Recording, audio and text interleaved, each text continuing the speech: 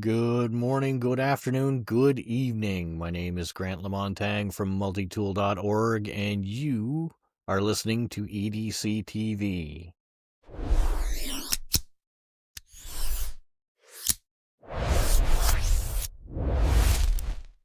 On tonight's episode, we are going to be looking at why we EDC. What makes it so special to us? And as usual tonight, I've got my good buddy Inky with me. How are you doing tonight, Inky? Very good, sir. Thank you. And we've got somebody I met on the late bus when nobody else was around, Abe Elias from Diving Sparrow Knife Works and Blade Magazine. How are you tonight, Abe? Good. Good, thank you. That's good. Great to hear it. So, guys, did you get anything new or exciting this week? How about you, Inky? You get anything new or exciting this week? I got this from a guy that curses at the Postal Service. At least all the trauma has made me hilarious. I thought that was great. That was from the president, Grant, right there. So, thank you, sir. So do you have these custom made or do you just find them? I just find them. I go to some really weird places. What, have you got yours handy there, Abe? These were the presents I sent my lovely co-host for Christmas. I'm glad they all arrived safe and sound. So those weird places, do they include things like safe words? It's probably best that you don't ask. I don't know Okay. that this is the right show for that. So what about you, Abe? You get anything exciting in the last week or so? This weekend, I finally went for a little road trip and I got a lot of stuff. So I always like it when I find like tools that I can carry. So I got a compact ball driver. Oh, that hurts. And so that's not for driving your balls. Oh, jeez. Yeah. Then it comes with double-sided bits, but the best part is this case.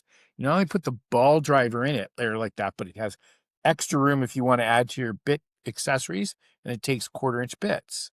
That So looks it's a like really- it'd be big enough to drop a multi-tool in there. Yeah, you could even do that. And the thing that I've been looking for, I kind of got spoiled when you sent me that one tool, was clips, because I don't like have to threading something on a belt, right? Yeah. Well, I feel you there. And so the other one is I'm always looking at lightening the load. So I think I mentioned to you guys earlier, I basic carry when I leave the house is a knife, flashlight, and a lighter. Well, guess what? Some brilliant person had the idea of putting a lighter with a light with a lighter. And so you get, and this is one of the arc lighters, and this one's kind of unique. The neck extends out and it's a flexible neck. So you can, like, if you got to get into some place to light a little fire, I thought that was cool. So I thought, now I was That is worried very because cool.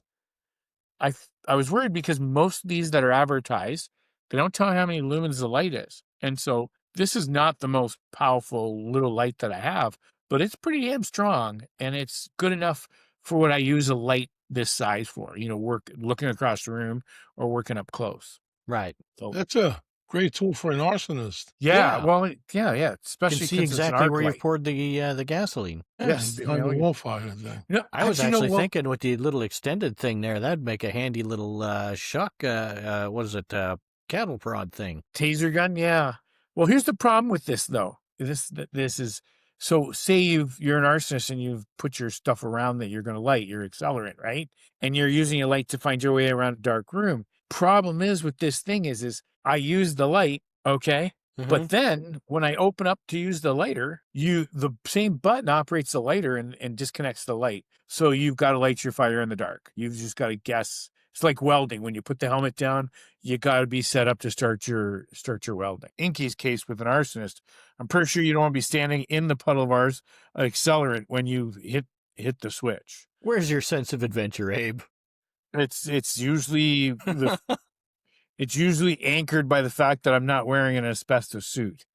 So far we learned it's better to be an arsonist by day, not by night. So the last things I got was I had ordered this one and they kept telling me it was out of stock, that they processed the order by mistake. They couldn't send it to me. And so then For I those ordered of you this on one. audio only, Abe is holding up two tactical knives. I ordered 2 knives. I'll get into sorry, I was going to describe them later. So I'm holding up 2 flippers. And so I ordered the first flipper and they said, sorry, not in stock. I can't ship it to you. So then I said, okay, fine. Canceled that order. And I went for number 2. And it turned out that they sent me number 1 anyways. So I ended up paying for 2 knives, but it didn't matter, because I'll say it right now and I'll say it on the podcast and everybody can hear me clearly. For knives that are like $24 and $19 a piece. The first one was a $19 one. The next one was a $24 one. These are amazing. I cannot believe I've been in the knife industry for years. First time I've seen a knife that's come probably from China. That was an incredible piece of work. I remember early on when they started importing a lot of knives from China, Timberline brought in the workhorses. They were like $10 piece retail, and they were little tiny knives, nice little neat pocket knives, and they were built like solid tanks. These, they're flippers. You just heard it. It is crisp. It is a good looking knife. It's got great grind on it. It's nice, even grind. I looked at it. There's no mistakes here. The sharpening job is done. That's tends to be a hallmark of Asian knives, Chinese knives. Because they don't have one guy doing it often. They rotate the jobs, so it takes some skill to learn to sharpen them. These are beautifully sharpened. Couple notes, like it's like we've talked about before. For designers, the devil is in the details. So you'll see here the scales aren't exactly even, and this one tends to be a little sharp. No big deal. I hit that because the G10. I'll hit that with some sandpaper. But this thing is absolutely, if I just started collecting knives now and maybe not even collecting knives, saying I was looking just for an everyday carry and I was only looking for a couple of them and I wasn't looking at building a big collection, God forbid, I could see and I haven't had much use on this yet, so I can't tell you when that the D2 has been heat treated very well without some time testing it or maybe taking it to a stone to see what kind of burr comes off of it, because the size of the burr helps you tell the heat treat. But just initial impressions on the both of these. Like, look at the flat grind on this one. I didn't hit it really hard, but I love flat grinding. Yeah. that is sweet. That is sweet. This unbelievable black G10 texture. They both got the same pattern on them. I don't know if you can pick it up. See how there's a little angle there and there's some striations. So there's texture here and there's angle and striations there. They do the same thing on both of them. There's a little bit, so there's not a lot of rounding, but quite a bit of angles in there and paneling. Yeah, Great I think grip. that's thing for Yeah, it's really nice. It's like the knife is incredible. If I just started carrying knives today, these two knives would last me for the rest of my life. Now, granted, I'm 57, so that span is pretty short, but even then, I'd say these would be like two of these would last me forever, as long as I took care of them and didn't beat on them and made sure I didn't over sharpen them and grind the blade away. Like, these are incredible. Sorry. So how many knives do you figure that you have held, used, and reviewed in your, the last 23 years that you've been a knife writer? I'd have to say north of 5,000. So Easy. when you say that these are good knives, I think that's something that that people can actually have faith in, and not just, you're the latest YouTube sensation saying, "This is wonderful. I love this." Yeah, this isn't, that used to be one of my biggest pet peeves as a reviewer and a maker. So I would send a knife out to be reviewed by somebody, and I would watch their material ahead of time, because what I didn't want was, well, this is my favorite new knife this week. And then, because that's not a review.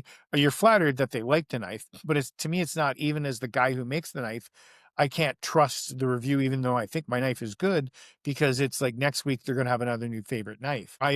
There are things that I have yet to discover on these because I haven't used them. Like I said, for all I know, the steel could be, the heat treat could be poor. And so that would ruin the whole thing for me. They would be like something I was constantly sharpening. This one here, if you look, if I hold this up, I'm holding it handle up, so you're looking at the butt by the clip. Right. Now, the pocket clip is nice and deep. I like that.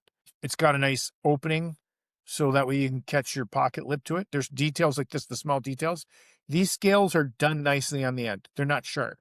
So when I go to put my hand in my pocket to get keys or change or whatever it is out of there, I'm covered. This here, like I said, that's the first thing I noticed, because I put it in my pocket. This corner, so I'm holding it butt up, the second one up, and this is, let's see if I can get the model number for you, just in case you look at it online. I think this is the 31, the EF. So these are, I always screw this up. Yvonne. Anyways, I don't want to take Ethan Graham. Ethan Graham, yeah. Maybe something like that. Gorgeous knife. I got it. Inky showed us one, and I said I had to try them. I went to order the one Inky showed us. They were out. But I don't want to take up the whole podcast with these. But yeah, I wish I could give you a more detailed review of them. We just don't have that much time. But there's some of the devil, like I said, some of the details in the devils, and this on this one they tend to have the scale a little sharp. But that's something you can't overcome with just 320 grit and just touch that and take that edge off. They're incredible knives for the money. Jesus. You're beautiful, man. Yeah. Yeah, Hey, for have you tried $20. anything in the green, like the natural G10? No, these are the first two I've got. Now, the only other thing I would I say, tried the other one was something different. Okay. yeah, I'll probably try something little. There's a razor. There's one that looks like a straight razor in the green. I'm probably going to get.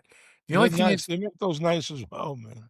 sorry. Nice. They make them nice as well. I might have something in green. I'll look around, show you. Okay. The only thing I got to say about this one, and this is not a major complaint, they only put two standoffs in at the back. So this is easy to keep clean because down the spine it's wide open. So you get pocket lint, you'll be able to clean the knife out. The only thing I'm worried about is if you ever have a weird accident, and it's not a deal killer, but say if you step on this or you drop it. I don't know the lack of support with the standoffs, how it'll take that. But these are extremely thick liners. Anyways, that's enough of that. I'm sorry, I won't rave anymore They about always these. lock up well. They always Yeah. have early lockup. I mean, for the money, I got a drawer full of stuff like that I go through every day. I change it. It's amazing. Yeah.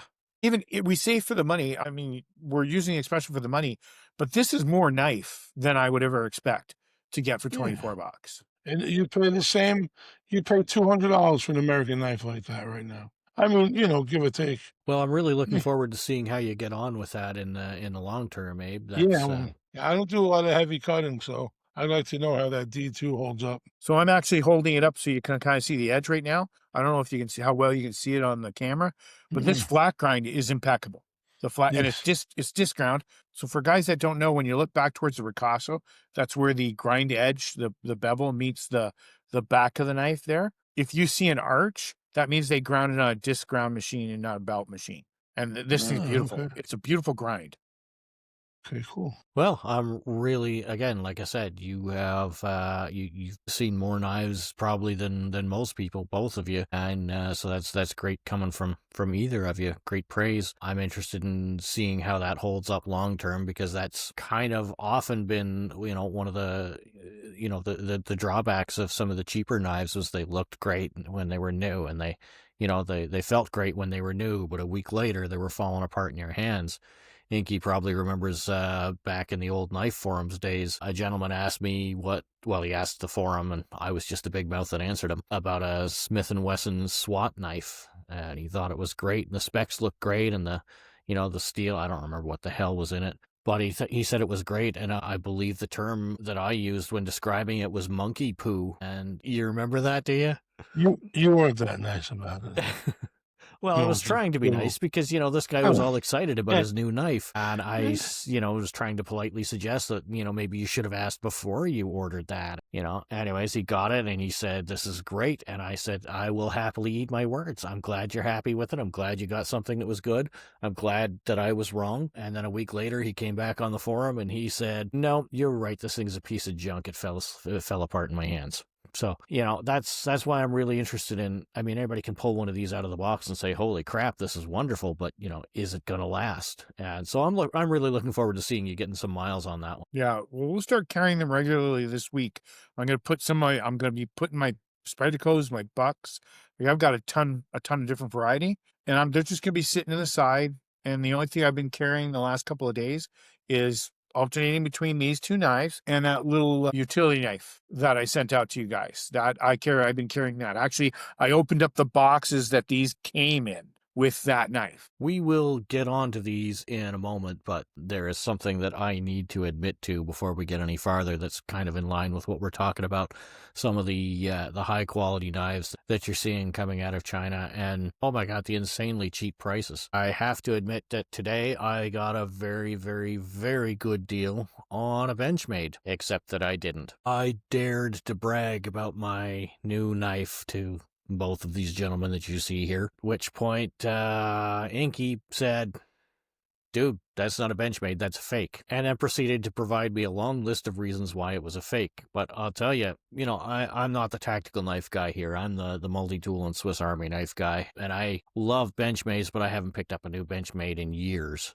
But I tell you, I was absolutely 110% fooled on that one. I thought I had gotten a real Benchmade at a hell of a great price at a pawn shop who didn't know what they have. And it turned out that the $120 that I thought I paid for the $400 knife was actually $120 I paid for a $25 knife. So I did get my money back. It was a happy ending, but Jesus, that was actually No extra charge for the happy ending? no. They gave it to me with a smile. Yeah, But really, that's nice of them. That's very nice of them. I've got to say that was. And I've had some knockoffs in my life. I've had a lot of knockoffs in my time, but Jesus, that one would have fooled me in a heartbeat. And, you can take that as me being an idiot, or you can take that as just the super high quality that you can get for next to nothing nowadays. I would go with the latter on that one. Very hard to tell, man. You showed me the Sick. picture, and just on first notice, just first look of it, it looks like a Benchmade. It looks like it was an excellent piece of kit. I came out of the pawn shop and Megan saw the look on my face and she said, "What did you buy?" And I said, Yeah. I got this Benchmade at this really good price, and I said, you know what, even if it is a knockoff, it's got to be worth at least what I paid for it. Because there was no doubt in my mind that the G10 handles and, the colored anodized scale liners, the D2 steel, there's no way in my mind that knife should have been any less than $120. But then, of course, later on I found it on AliExpress, thanks to Inky, for $25. And I don't know how you can produce that for that little. That's insane. Yeah. So I'm not saying that my days of buying Spyderco and Benchmade are over, but holy crap, it's so far out of the realm of what I thought was possible. I honestly don't know how to react. I think we're gonna have to look closer at some of these things in future episodes, because I mean, the look of it, the feel, the materials, absolutely everything was just exquisite in this. And really the only way that we managed to find that it was, different was screw was in slightly the wrong place, or the jimping is a little more aggressive than in the actual Benchmade. And I fell for it hook, line, and sinker. So if somebody with 20 some odd years experience in the industry can fall for these things, like Abe said, somebody coming in new, they don't have a chance. Yeah. But so anyways, here's the question I Yeah. got for you though, Grant, and a serious question. You took that back. If they would have said, okay, I'll give it to you for this much, given the quality that it presented, without knowing that the original one was $25, like the original AliExpress one was, what would you have paid for it, Max? Seriously. not knowing that it was a fake, and not knowing that it was No, a I think he $25 means knife. knowing it was a fake, but not knowing what No, the fake cost. Yeah. No, knowing it was just going on the quality of what you had in your hands. Well, Right. as What I would you said, pay for it? coming out of the store, I felt that it was very easily $120 worth of knife. Okay. And then after finding out that it was a fake for sure, before Inky told me it was a fake, I said, if it's a fake, it's definitely worth at least $120. And then Seems after like it. Inky confirmed that it was a fake, I would have happily given them $40 for the knife. Okay. I would have happily given them more than $40, but I was tempted to go in and say, well, it's a fake, but for $40 I'll take it off your hands. Now, knowing that I can get it for $25, I can pretty much guarantee there'll be one in my mailbox shortly. Yeah. Well, it might come up to 40. I don't know. I haven't ordered anything off of AliExpress, so shipping might be $15. But No, it's free sometimes. I was going to say, okay. I plan on ordering enough to get free shipping. And that's You the gotta hit the scary right part, people. because that's an entire collection of knives. But I got a Sierra KT Hisatsu from a friend, which is, one of the higher priced Sierra KT models, or at least it was. And he said he got it cheap. So I'm wondering, I found a very similar Hisatsu AliExpress. And I'm wondering if I've already got a fake, which I'll tell you, you could do a search for it on the forum. I described the Hisatsu that I got as just an absolutely wonderful knife to use. Well, it's weird you mentioned that, because I know for a fact mine came from CRKT, and I found it the other day. Just the other day I found it. So I've got it out here. I mean, I can go get it and put it up, and we could compare the two of them right here on the cast. Of course, it wouldn't be good for people listening, but for the YouTube guys, if you go to the YouTube channel, you get to see them. Just saying, we don't have to, but I could do that if you wanted to. Here on the forum, just reading right now, One of the things I say, and a blade flips open so smoothly you would swear it's an assisted opener, but it isn't. Oh, okay. You're talking about the folding Hisatsu. I've got the fixed. Yes. I Yeah, do have yeah. a folding Hisatsu. I don't know where it's at, but I found my fixed blade the other day. I had both. The fixed blade, the one in the wooden box. I No, had that one, really fancy one. And no, it's not the oh, fancy one. It's one of the original rubber grip ones. yeah, The they're first great, ones they put man. out. I sold my fancy one in the box a long time ago. I wish I would have kept it. So Well, I can honestly say if this one's a fake, James Williams, I apologize profusely. I didn't buy it. Please don't kill me.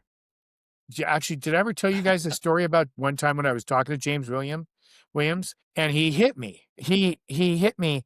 He was talking to, I think the guy's name is Tucker. He designed swords for Cass Iberia, Okay. and he's a knife maker, and he does knife fighting and sword fighting. And they were doing what guys do in the industry, trying to impress each other with how much they know. And I'm standing in Cass Iberia with James, and he's talking about how he can transfer energy through his body without hardly any movement. And he hits me in the chest to demonstrate, right? Like I'm a meat puppet. And I just gotten out of surgery, right? I had just gotten out of surgery, and he hit me. He didn't hit me so hard that he hurt really bad, but he hit me enough because of my state. I wasn't really well balanced, and I went flying back into a sword display.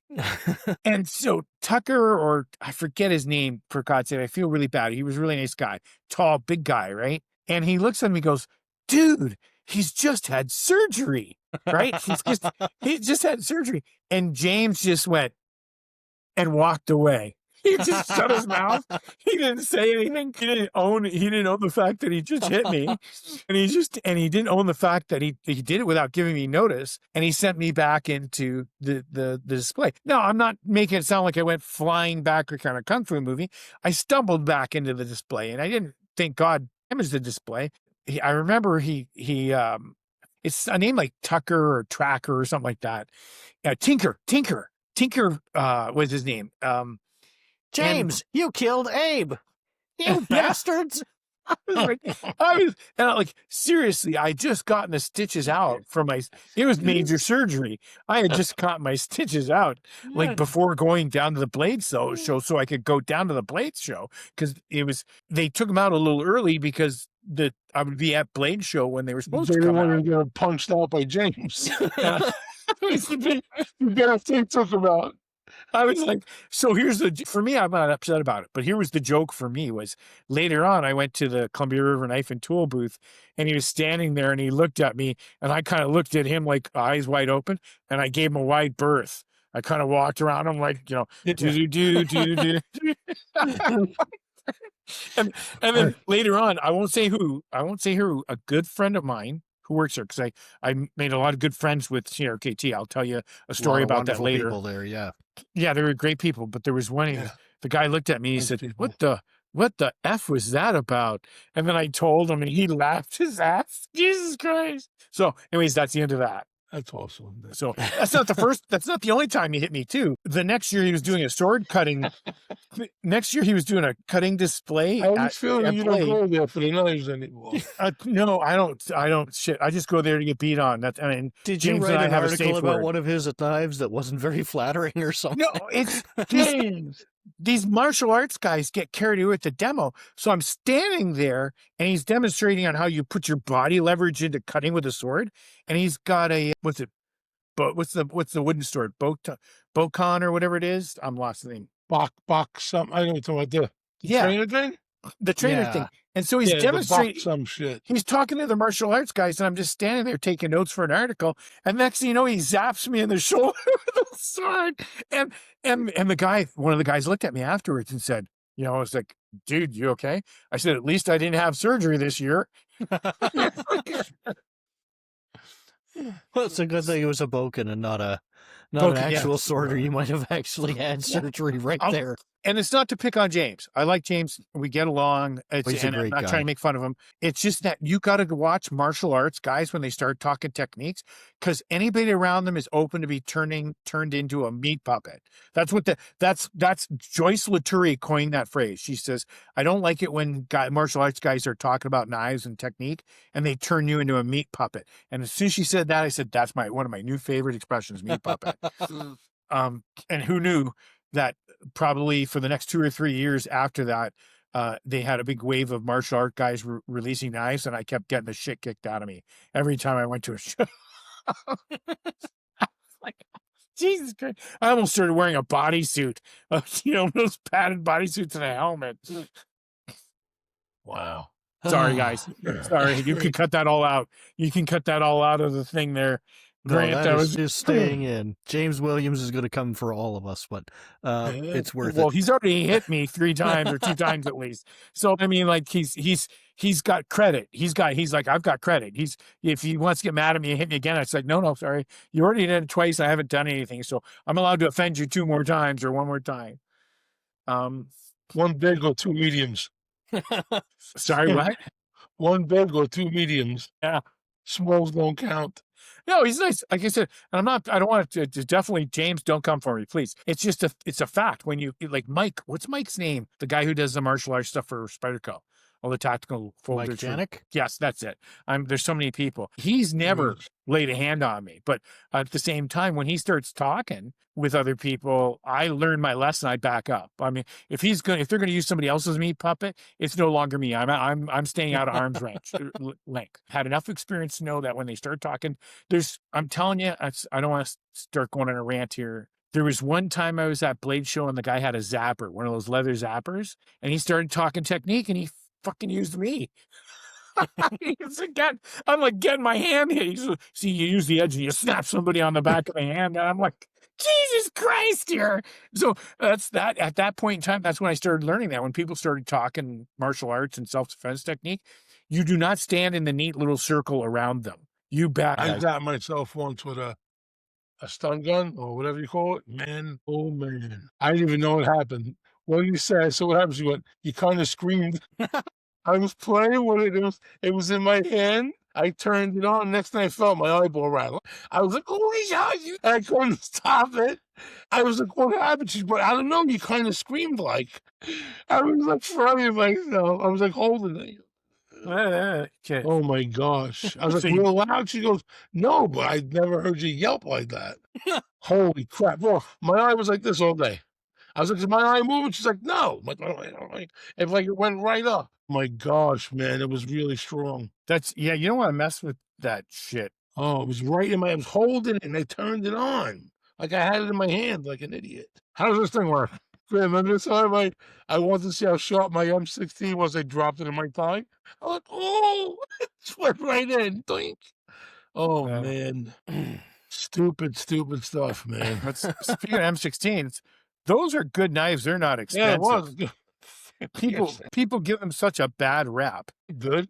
Yeah, they're good knives. They're good EDC carry. The CRKT M16, I love that knife. That's a good. Yeah, no, it's a good one. I just get a little scared when I see the Fireman version. That's the one I dropped in my thigh. Oh. Remember the red G10 with the black blade? I have one of the very first ones before they put a flipper on it. And, I like those better. I really liked it. Well, the problem is that the thumb stud fits so perfectly into the handle that it's almost impossible. It's really awkward to flip it out. Other than that, I absolutely love that knife. All the different variations of that, and what was the other one? The M21 they produced as well. The M21 and the M18. M21. And they have an M18. Yeah, M18. And M21. Yeah. I love all of them. Well, the 21 had such a nice recurve. Yeah. I've got the M21 with the stag handle. It's a gorgeous looking knife. Yeah. I didn't even know they made one in stag. That's fantastic. Hold on, guys. I got it right here. I told you that. I have to buy it. Even better. Hold on. Holy stuff. Let me take out that. Watch out for James. Watch out for James. I was thinking he needs to watch out for gravity, but Jesus, we're 35 minutes into this recording, and I haven't even gotten to a couple of the things I wanted to talk about before we started talking about our thing. That was pretty funny, though. Poor Abe. I'm sorry, I didn't hear that when I was gone.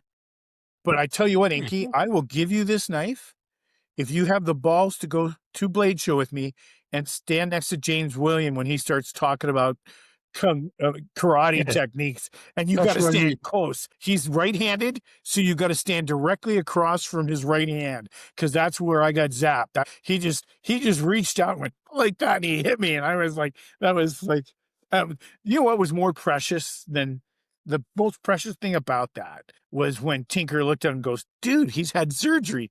And he just went and walked. That was the best. That was the absolute best. And of I'll do it course, for the knife. to be I'll take fair, it to the knife. you do it. I'll even fight him for it. Yeah. Okay, you guys got to film this. I need to see this. I just, you don't have to fight him. You just got to stand there. You know what? I'll make it even easier on you. It doesn't have to be James. It can be any of the martial arts gurus that go to Blade Show and they start demonstrating their, like the one guy from Forged in Fire. He does a video where they're doing their kung fu ballet. Huh? That dude, yeah. He does that. I mean, like, I'm looking at it thinking, like, there's no way you can predict where the guy's coming from. I like him so much, I let him hit me for free. Yeah. I love that guy, man. Okay. Oh, so yeah. this I goes was watching. He's goes got to- great social media. I was watching him there at Christmas time. Yeah, He was Smith leading a Wesson. parade, and he was doing Cali Eskrima with lightsabers while walking through a mall. So this is to Grant's earlier story. Believe it or not, this is a very early Smith and Wesson model. Yeah, I got a couple of American ones in it, man. I got an order. Yeah, the American one's great. I've had this for, I'd say, probably over 23 years. I got an American switchblade inside from them. It's definitely made by Benchmade, I think. New World Autos, you know, the AFO. Remember the Pardews and all of them, the really early ones? Yeah. It kind of feels like that when I don't know. Yeah, it's definitely an early Benchmade auto, but it says Smith & Wesson on it. AFO-ish with a different handle, smaller. I'll got to get that out too. Sorry guys, it's just my knife collector's pouch doesn't have see-through sleeves, so it's hard for me to figure out what hole to. I just want to say, is there any way James going to find my address through this podcast? I want to move. Yeah, and you know the thing is a lot of guys would be upset about something like that. James, if you're listening, hell no. I actually, to this day, I'm not upset about it because it's a hell of a story. You wouldn't believe how many times I've told that story and everybody's had a good laugh. And I'm tagging James in this one. Don't worry. So there was one other thing that we really needed to discuss, and that's these little guys right here. We forgot to do it last week. We should make sure that we get into them this week because Abe, you were generous enough to supply these to all of us. So Inky, has yours gotten any use in the past week? Yes, actually, for the past, I actually gave it a 10-day run because we missed it. We missed the 1 week thing. So I actually don't have mine on me. Well, you don't have yours? Yeah, I enjoyed this. I actually separated some Siamese squirrels with it the first day, you know, and I did a little. I spay and neutered my neighbor's cats, even though they didn't want me to. And by cats, do you mean children? Well, they're the same. They're different. Well, yeah, no, it's a good little. I mean, for me, my hands are big. You know, getting it open was the only problem I had. But the thing cuts beautiful for regular stuff. Like regular, you know, boxy stuff like that. Very nice, man. I like it. I really like them. Just a little, you know. That's the only thing for me. I got big, giant mitts and yeah. But yes, thank you again, Abe. I really do like this thing. So just for you guys know that I don't know why they didn't include this in the directions. It takes a number 4 scalpel blade. So it says 24 on there. Any blade that has a 20 series number on it will fit that handle because there's like 4 or 5 different size blades, and it's based on the hole that's in the blade. That should be a decent view here. Yeah. See? Really nice, man. I'm going to do something where there's a little tiny slot. I'm going to try to put some kind of, you know that rubber matting? There's a lot of holes in it. You can cut it to shape. Yeah. I put them in my knife drawers, but then I got to take them out and reverse them once in a while. You know, keep them when I close the drawer, they don't move. Yeah. I'm going to try to put a piece of that in that slot because it'd make it easy to open. Today's a bad day. I could do it like that, but it's kind of awkward and I'm worried. That's the drawback to these. I found that on mine too, is you really got to get a good grip on. So there's that nub that goes through the blade to hold the blade. It's so sharp, you know? You got to get a hold of that. You don't want to slip on these things, man. No, they're remarkably sharp. I even sharpen razor blades on my shop maker. Yeah? Yeah. I love a good scalpel cut, man. I really do. I'm used to it. I resharpen my razors sometimes. If I don't have them, I'll just put them on the white stone, like 7-8 strokes on each side. Wow. Yeah. It's right back, you know? but they're cheap. The beauty of it too is it's just like they're cheaper. Yeah. It's actually cheaper to get 100 of those than it is to get a regular utility knife blade. Yeah. Yeah, they're beautiful, man. I love this thing. I'm gonna put it in my Max Edition pocket carry thing. I'm just not sure which I'm gonna wind up using permanent, but it's definitely gonna be with me. It's awesome. There you go. Yeah, something smaller for the pocket. Now, I'm sure if we put our heads together after using it for a little while, we could probably come up with a slightly better design. I mean, it's a good utility design, but Inky already mentioned same thing that I found was it's a little hard to open. And so I'm wondering what we could do to change that. This is definitely good for the top back corner of your pocket, you know? But that's kind of where it has to go. It's very gone once you put it in there. It's beautiful. You know what it's great for too, probably? The watch pocket. Yeah. You know, but it's a little that, and it's easy to pull out because it's a little bit on an angle. Because it's small, it doesn't matter. In these pockets, it doesn't work well. Here's This the question. is definitely a no-nonsense little knife. This is not a knife you want to hand to somebody who... Yeah, you better off handing them a tactical knife. It's easy to handle. Yeah, exactly. Well, I'm a little worried about when I change the blade, because that kind of, the blade rubs right on it. So when you take the blade off, that goes right through that hole. See the blade's in the hole? The hole's in the blade? Yeah, so those usually how they change them is they take a pair of pliers and shift the blade off with that. Yeah, but you can't if you got something in the hole there. I can't see it there. The blade, I'm sorry. The blade winds up being, I can't see my camera. The blade winds up being in the hole. See the hole? Yeah. All right, there. The blade, that hole is in the blade as well. Yours goes on differently than ours do. Yeah. Yeah, so all you have to do is get a real thin paper, it's like whatever it is I have to change. I'll figure out a quick change thing. I like this thing, man. This is great. I'd rather have this one. I really would. It's got a Griptilian tip on it, too. Okay. It's a modified Tanto. See? And the light is interfering. Yeah, I like this thing a lot, man. Yeah, it's a nice little knife, but it is not one you want to have an accident with. No, I'll figure it out, man. That's all I need is a safe way to open it, and I'll probably use this more than anything. So would you see that, like, if you were in a situation where you didn't have a full-size knife, would you see that as just basically covering the vast majority of what you do with a knife during the day? I don't see any problems with this at all. I would use this for anything except for loaning to people. You know, for loaning to people, I would give them something nice and safe. Do you ever get someone a knife and they say that's too sharp? Do you ever get that from someone? Yeah. There's one of the creators I follow on YouTube. He says it's a rule. He never sharpens his knives. He doesn't believe in the rule that a dull knife is a dangerous knife. He actually says he's had more bad luck with super razor sharp knives. Well, it's because he thinks it's a fidget. Every knife is a fidget now. So you need a cut eventually. Yeah, those internet famous people suck. Oh, that's not nice. So we're going to have a whole bunch of internet creators and martial artists after us after this thing airs.